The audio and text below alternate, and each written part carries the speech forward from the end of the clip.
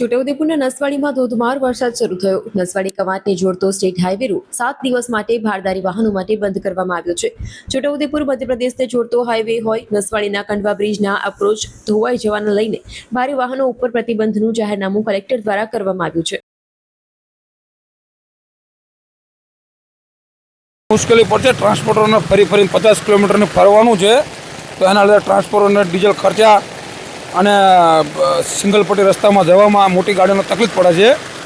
એના કારણે આ રોડ બંધ થઈ ગયો છે. હવે આ જે પુલનો એપ્રોચનો ભાગ જોયો છે, કાર્ય રિપેર થશે. તંત્ર તમને કંઈ કીધું છે ટ્રાન્સપોર્ટરોને કે આગળ કેવી વ્યવસ્થાઓ તંત્ર ઊભી કરી?